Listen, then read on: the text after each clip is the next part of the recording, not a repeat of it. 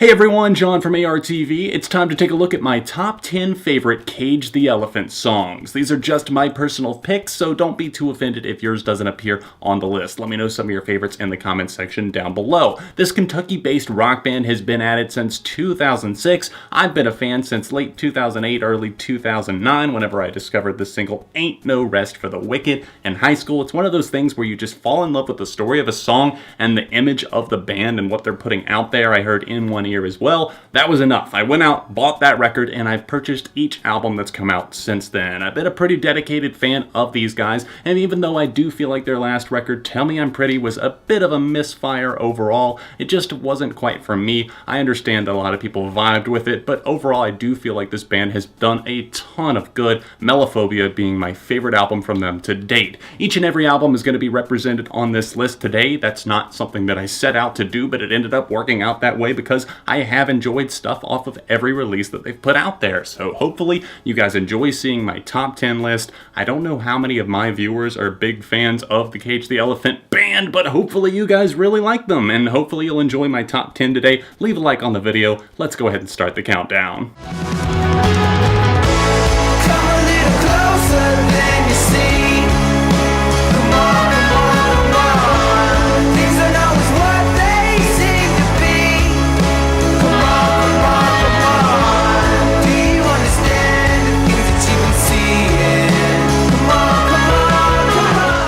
Come a little closer and you'll see that it's my number 10 pick here on my top 10 favorite Cage the Elephant songs. This is off of my favorite album by them, like I mentioned, Melophobia. This is an excellent release and an excellent single here. It's the second song on the album, and it really kind of puts you in a different mood. Spiderhead was the opening track, and we'll get to that one in just a minute. Spoiler alert on my top 10. But this is one that really just completely shifted the mood in the record. It takes it into more of a bass-centric place, and I like that. It goes between restraint and then a little bit more of a fury in the chorus. It was unlike anything they had released to date, and I understand why this was such a huge song for the band. You really couldn't turn on an alternative rock radio station for months, probably even a year, without hearing this song about every 30 minutes in rotation. It was that big for these guys. Monday you call, Tuesday you cry, Wednesday in bed, what if you die?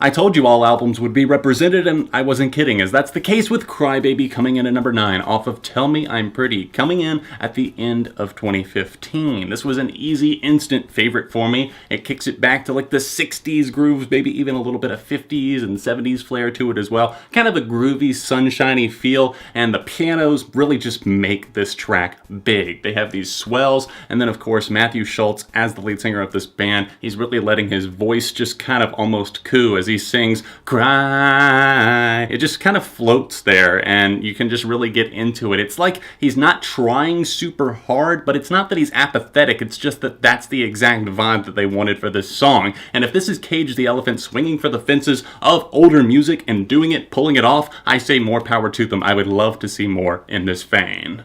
It's safe to say that I don't think you understand. There's nowhere left to turn. The walls keep breaking. Time is like a leaf in the wind. Either it's time well spent or time I've wasted.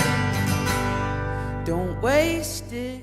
At number 8, we have a sweet little song called Telescope, once again from Melophobia. This is one that has this kind of a spirited vibe to it. It's really unlike anything that they've ever created because it's very slow, it builds up, and it even has just a sweet little chorus, and I like the way that Schultz's vocals just really reach a higher octave, but it doesn't feel like they're too strained, too out there. The lyrical content on it is very genuine and down to earth. It's something that I think is absolutely fantastic. I find myself throwing this album on the turntable quite often, and for me, honestly, owning a lot of records, listening to a lot of music, to come back to an album years later really says something about its quality. And I would honestly say this has been a big influence, a big part of me actually actually coming back to this record time and time again. Moments like this, some of the ones that you'll see in my honorable mentions that are listed down in the description down below, like It's Just Forever, and then Teeth. Just some weird stuff, some off-the-wall stuff. It really showed them kind of experimenting, but really almost flawlessly and seamlessly pulling it all off. Telescope is an amazing little tune. I highly recommend it. It's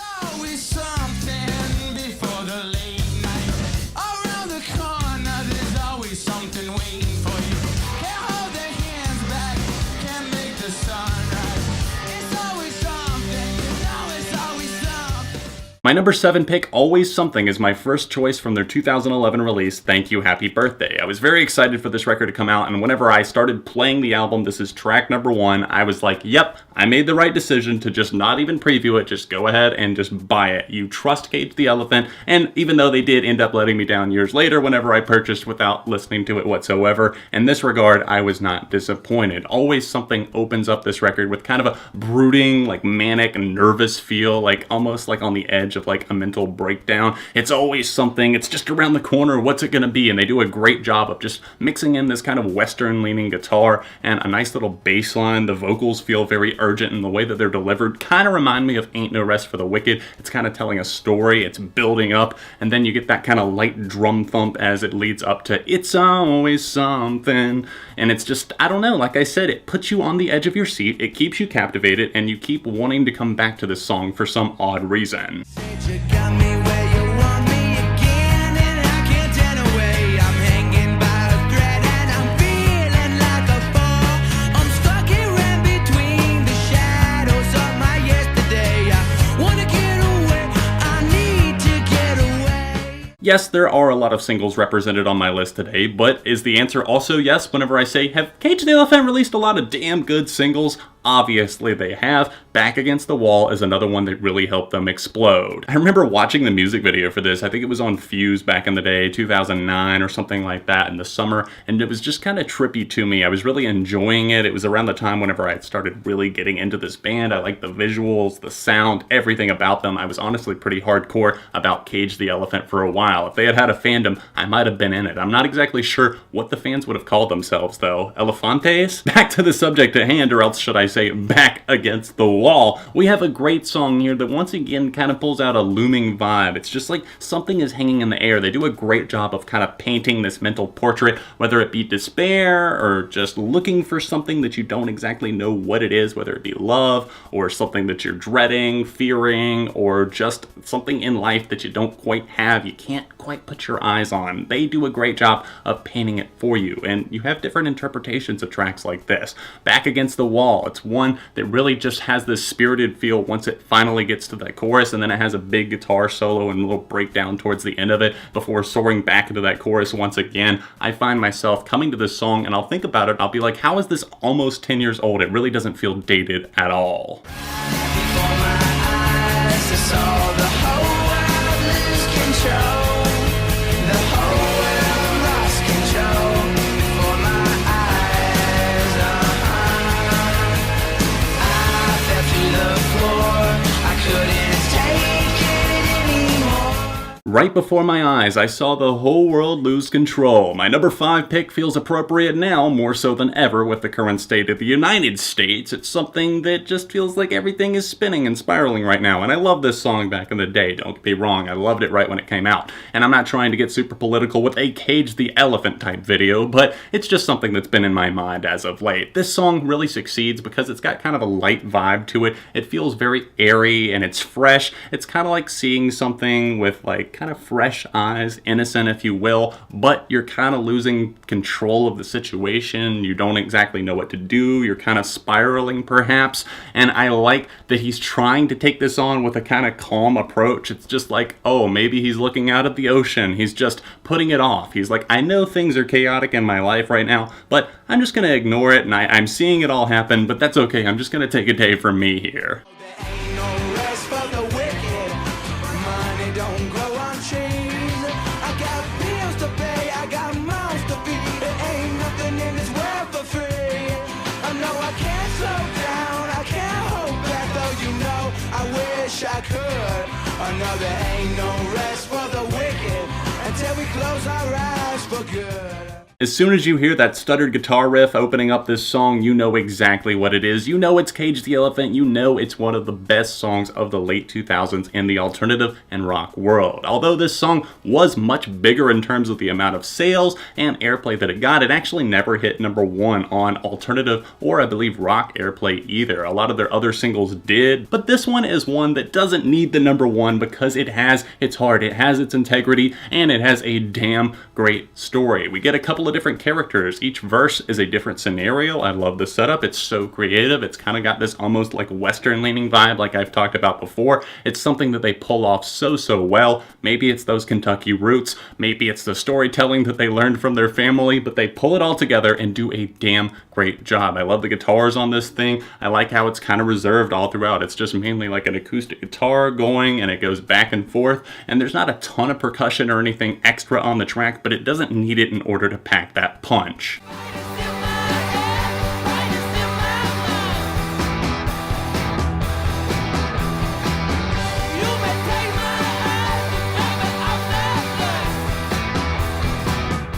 We go from the more reserved to the all-out, over-the-top, instrumentated song Spiderhead. This one is an absolute blast to listen to. Just take me back to the 70s, please. Somebody get the time machine. The kind of zany piano leads mixed with the guitars from Lincoln Parrish on his final album before he departed this band. Lincoln, why did you have to leave us? This is what we get stuck with, is Tell Me I'm Pretty after you leave as the lead guitarist. Please, no. I love the guitar on this track, Spiderhead. Mixing that in with the sprinkled piano, the production on this thing is fantastic. It's off the wall. It has this weird wonky breakdown towards the end with a bunch of different instruments after Schultz's voice kind of goes out of the equation. It's a fantastic jam. So much fun. I cannot wait to see Boston Calling, their set that they're going to be playing my first time seeing Cage the Elephant.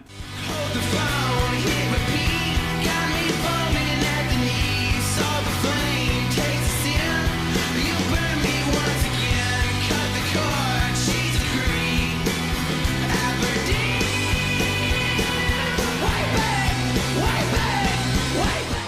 Cage the Elephant have proved that they know their way around a hook. They have a ton of earwormy songs in their catalog. A lot of their singles are just massive and eat up the radio for a reason. And Aberdeen, I would argue, is probably the biggest of those. Not in terms of it being the most anthemic or the biggest, like in terms of like its bombastic production or anything like that. Just Aberdeen. It's one that just sits well on the ears for some reason. And the way that Schultz just kind of screams the ending lines of the hook there. But most of the chorus, though, it's just so catchy. It's very polished. It comes across kind of almost a layered vocal approach on it. There's a little bit of tension each time as you wait for that chorus to get back, and the verses do a great job of kind of building up to that. And then the pre-chorus and the chorus itself, everything about this track just screams like, play me again, please. Go to one ear and right out the other. People talking shit, but you know I never bother. Go to one ear and right out the other. People talking shit.